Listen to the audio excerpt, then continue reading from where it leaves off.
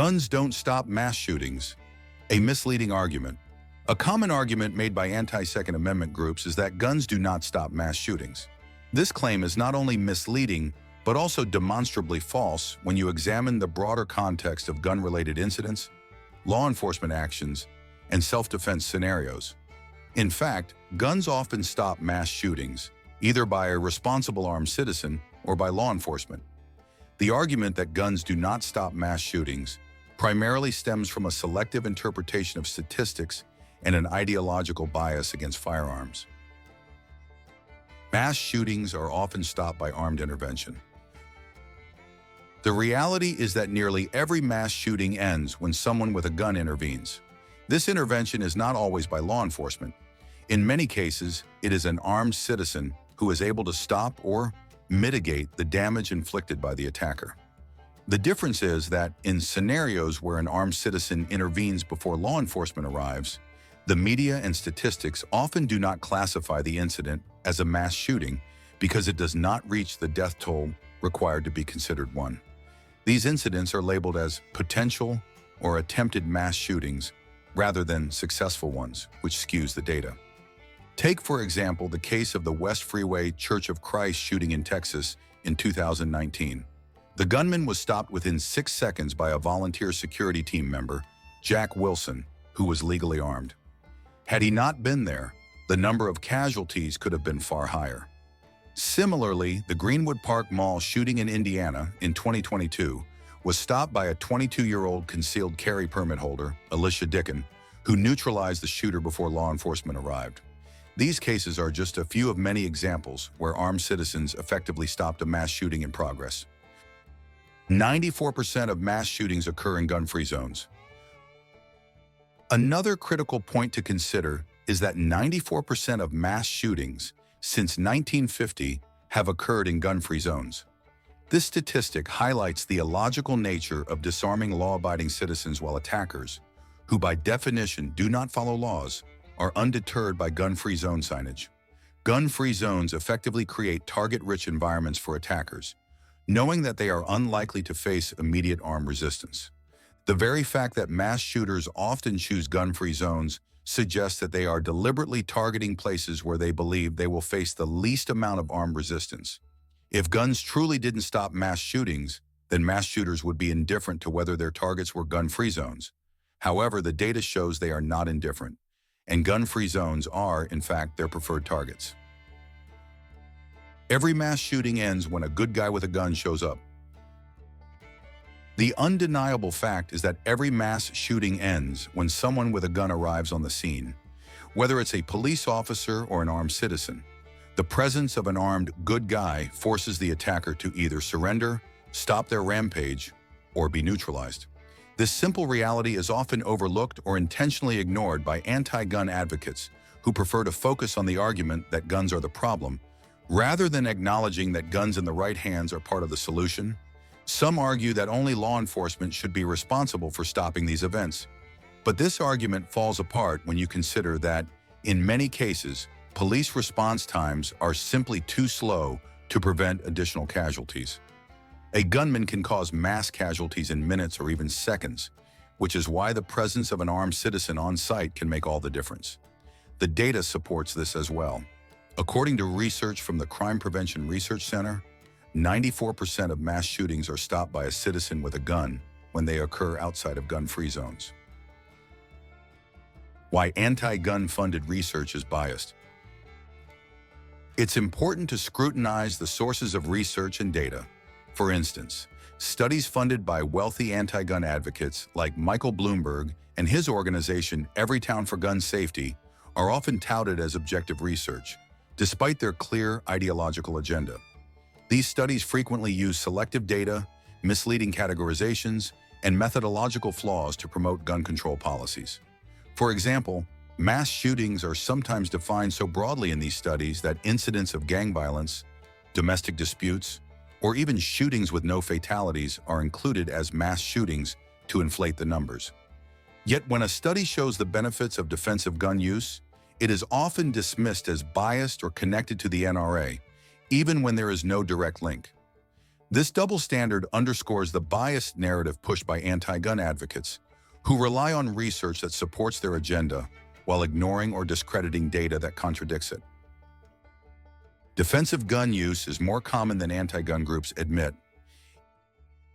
Even beyond mass shootings, defensive gun use, DGU, is far more common than the media reports. According to research from the CDC, defensive gun uses occur between 500,000 and 3 million times per year in the United States. However, under pressure from gun control advocates, the CDC recently removed this data from its website, highlighting how powerful lobbying can influence even public health agencies. When looking at these numbers, it becomes clear that firearms are used far more frequently to protect lives than to take them. The narrative that guns don't stop mass shootings is not only false but dangerously misleading, as it promotes policies that make people more vulnerable to attacks by disarming them. Conclusion: the argument that guns don't stop mass shootings is a fallacy that ignores the countless instances where armed citizens or law enforcement have successfully intervened in active shooter situations. By selectively interpreting data and ignoring cases where mass shootings were prevented, gun control advocates attempt to push an agenda that disarms the public and creates more vulnerable targets. The reality is that armed intervention, whether by law enforcement or a responsible citizen, ends nearly every mass shooting, and in many cases, prevents them from becoming deadlier than they could have been. The founders meant muskets, or they didn't know about repeating arms. One of the most common arguments made by the ASDM crowd is that the founding fathers could not have foreseen the development of modern firearms like AR-15s, and therefore only intended for citizens to possess muskets.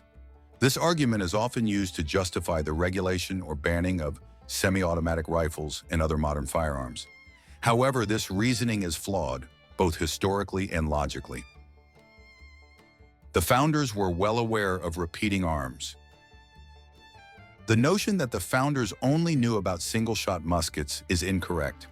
History shows that the founders were well aware of repeating firearms and even supported their development. There were several types of repeating and multi-shot firearms in existence long before the drafting of the Constitution and the Bill of Rights.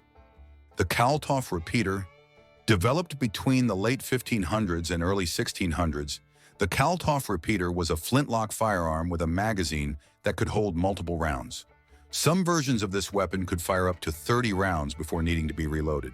This technology was known across Europe and the American colonies. The puckle gun, patented in 1718, the puckle gun was an early repeating firearm capable of firing up to 11 rounds. It was designed as an anti-personnel weapon for use on ships, showing that even in the early 1700s, inventors were thinking beyond single-shot firearms. The Belton flintlock. In 1777, Joseph Belton wrote to the Continental Congress, offering his services to develop a firearm capable of firing multiple shots in rapid succession.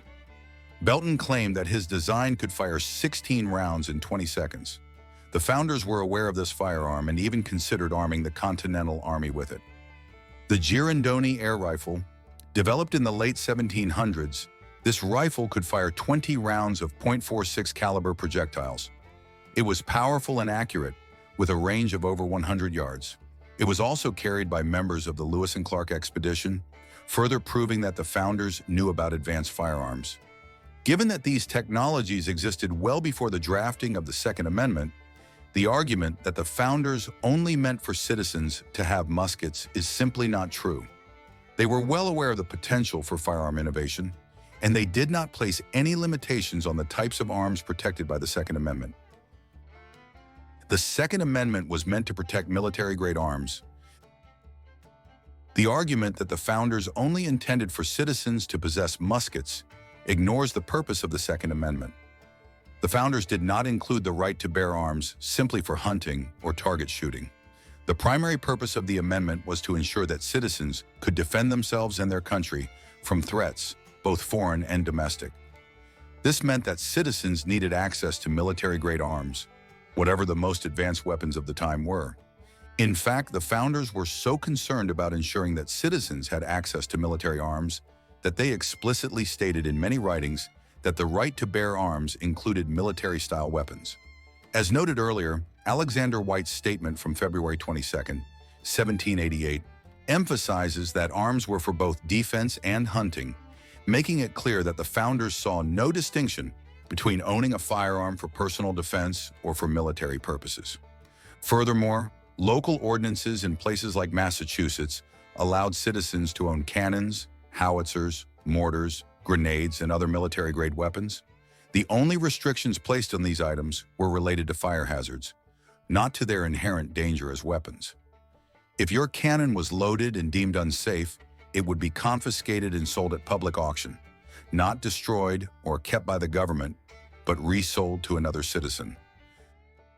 Technological progress was anticipated. The founders were not ignorant of the fact that technology evolves. Just as they did not limit the First Amendment to speech made with quills and ink or the printing press, they did not limit the Second Amendment to muskets. The Bill of Rights was designed to protect fundamental liberties, regardless of technological advancements. To argue that the Second Amendment only applies to muskets is akin to arguing that the First Amendment only applies to speech that can be written by hand or printed on a Gutenberg press. The founders understood that rights must be protected regardless of how technology evolves. The same principle applies to the right to bear arms, whether it's a musket, a revolver, or an AR-15. Logical failures in the argument. Beyond the historical inaccuracies, the argument that the founders only meant to protect muskets is illogical when applied to the broader principles of liberty and self-defense. If citizens are only allowed to own the weapons available at the time of the founding, then the government should also be restricted to using 18th century technology. However, no one argues that the military and law enforcement should only be equipped with muskets and cannons. The principle behind the Second Amendment is not tied to specific technologies, but to the right of individuals to defend themselves and their liberties. As the government's power has expanded and its access to advanced weaponry has grown, the need for citizens to retain their right to bear arms has become even more critical. Restricting access to modern firearms would create an imbalance of power between the government and the people, undermining the purpose of the Second Amendment. Cops will protect you? Make no mistake, every single person in America owns a gun. Some of you just pay a guy across town to hold yours and hope he's available to bring it over when you need to protect your family. I prefer to have mine on my hip. Twitter at @HelenGilson_. The argument that the police will protect you is comforting but deeply flawed. This belief likely stems from living in safer or more affluent neighborhoods where crime seems distant and law enforcement is just a call away. However, for many Americans, especially those in rural areas or high-crime urban neighborhoods, the reality is starkly different. Police response times vary drastically, and even when officers intend to help, they often cannot arrive in time to prevent harm. More critically, the police are not legally obligated to protect you from harm. The legal reality: police do not have a duty to protect you.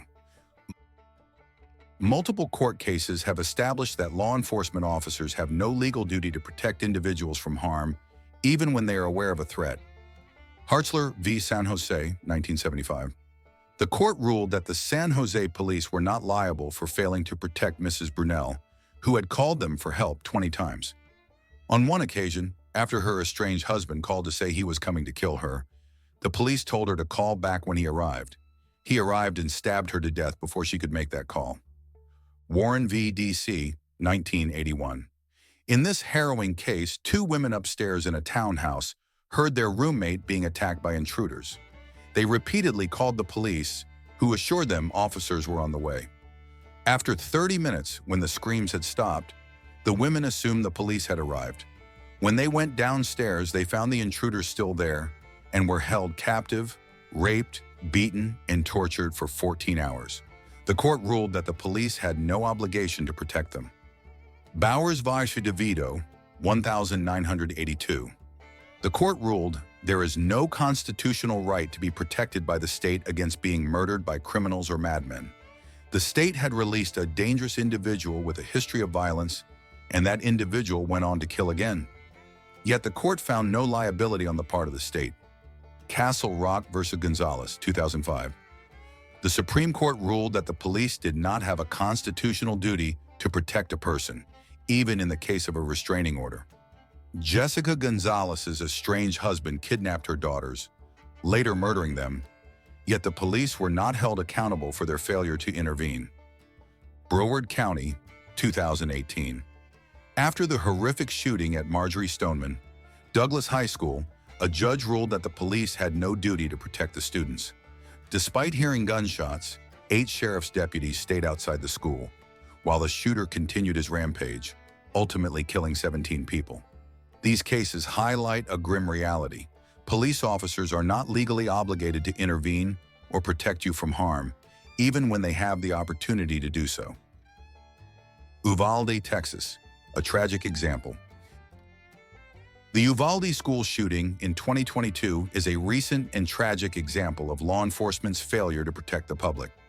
Instead of rushing in to confront the gunman, law enforcement officers waited outside the school for over an hour while the gunman murdered 19 children and 2 teachers. Shockingly, officers actively prevented desperate parents from entering the school to save their children, going so far as to arrest parents trying to rescue their kids. This delay cost lives, illustrating that when seconds count, the police may be minutes or even hours away from taking action. Josephine County, Oregon, when no one is coming.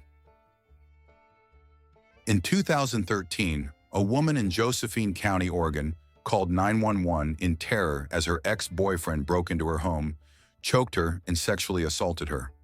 The 911 dispatcher told the woman, "You know, obviously, if he comes inside the residence and assaults you, can you ask him to go away?" The reason? There were no officers available to respond due to budget cuts. The woman was left utterly defenseless against her attacker, demonstrating once again that relying on the police can be a deadly gamble. Staggering statistics, the limits of police protection. The statistics on police effectiveness in preventing crime further undermine the notion that law enforcement can reliably protect individuals from harm. 14,196 murder victims, 345,031 robbery victims, and 79,770 rape victims were left without police assistance in time to prevent these crimes. Not enough police. In 1999, there were about 150,000 police officers on duty at any given time. This number includes desk clerks, command sergeants, and others not directly patrolling neighborhoods. With a U.S. population of approximately 272 million, this means there is roughly 1 on-duty cop for every 1,813 citizens. Inadequate response. Former Florida Attorney General Jim Smith revealed that police responded to only 200,000 out of 700,000 calls for help in Dade County. Delayed response. The United States Department of Justice found that, in 1989, there were 168,881 violent crimes for which police did not respond within 1 hour. Arriving too late. 95% of the time, police arrive too late to prevent a crime or arrest the suspect. Restraining orders often ignored.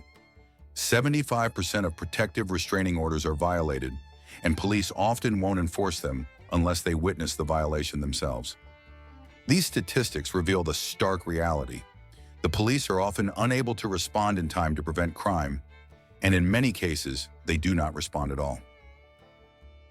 Police are not the answer to personal safety. The expectation that police will always be there to protect you is a dangerous myth. The reality is that law enforcement officers are often unable to respond in time, and they have no legal duty to protect individual citizens. High-profile failures like those in Uvalde and Josephine County starkly illustrate this point.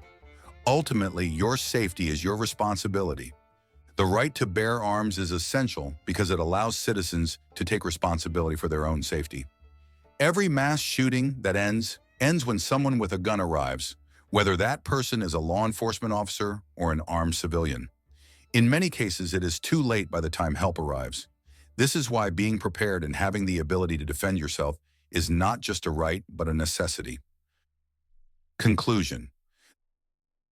The belief that police will always be there to protect you is not only false, but also dangerously misleading. The legal precedents, real-world examples, and staggering statistics show that relying solely on law enforcement for personal protection is a gamble, one that could cost you your life. The right to self-defense, enshrined in the Second Amendment, is crucial for ensuring that you have the means to protect yourself and your loved ones when the police cannot or will not.